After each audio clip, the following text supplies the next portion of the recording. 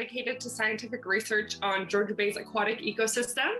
We have three main pillars that we kind of focus all of our projects on. So that is water quality, water levels, and ecosystems.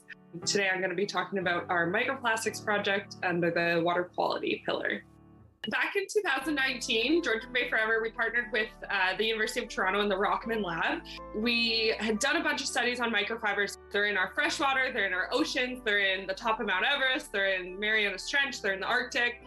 Every species that is studied has some sort of microplastics or microfibers in these species. So we know how large the issue is, which is why we really wanted to do something about it.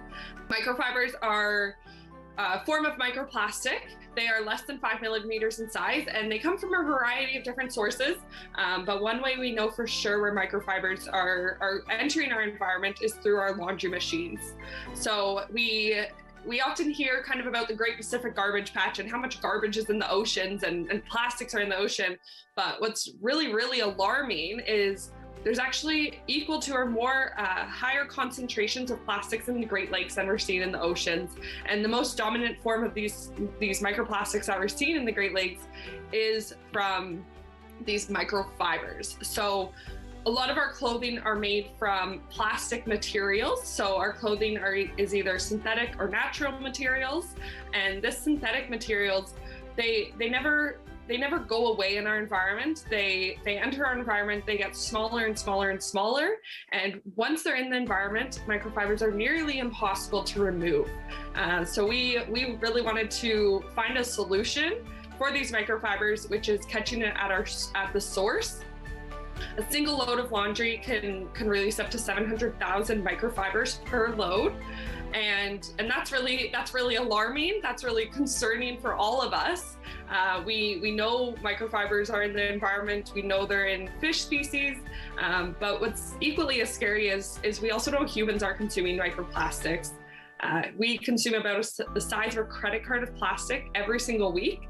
And this number is only increasing the more that we rely on microplastics and the more that we are kind of ignoring these solutions that we know are already out there. So this study, we knew that microfibers filters were effective in the lab setting. They're up to 89% effective in the lab setting, but we really wanted to prove that they're effective at the community level. We partnered with the University of Toronto back in 2019 to understand if these microfiber filters are effective at a community level. So we installed 97 filters in the town of Parry Sound, which is about 4 hours north of Toronto. This study was proven in two ways. Every 4 to 5 months, we collected the fibers from these homes. We would then bring it to the lab to analyze these fibers to really see what it is that we're collecting. Majority of the fibers that we collected were these microfibers, but we also saw other forms of microplastic, whether that's beads or sequins, other kind of plastics that we wear on our clothing that are then shed in our laundries. We weighed them and analyzed them in the lab, and we diverted over 22 kilograms of microfibers from entering the environment just in this 2-year study with 97 households. And the other way we sampled this study to prove that it was effective is we tested the wastewater treatment plant before we installed 97 filters and after we installed these filters. So we were looking to see a reduction in microfibers at the effluent of the wastewater treatment plant. So wastewater treatment plants, they are the really unsung heroes of microfiber collection. They can capture up to 99% in the sludge, but that 1% is still released into the environment, and that 1% is in the billions daily.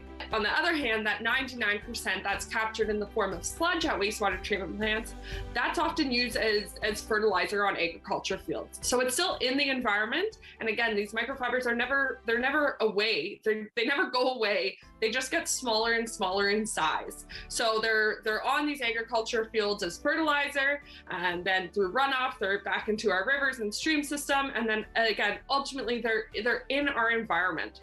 Really what we need to see is these filters are in our laundry machines in the manufacturer level. So exactly like we have in our dryers, we have these lint filters in our dryers. We need those in our laundry machines. We know they're effective, and it needs to be at the manufacturer level. What we can all do to support this right now is support Bill 279. Bill 279 is a private member's bill right now in Ontario that is proposing to make it mandatory that every single new laundry machine sold has one of these microfibers built in at the manufacturer level. We could all make some changes right now in our everyday lives. We can do fuller loads of laundry. We can use cold water. Wash our clothes less, buy less. Another thing you can do is I invite you to watch our webinar on February 24th, and you can just go to our website to register for that.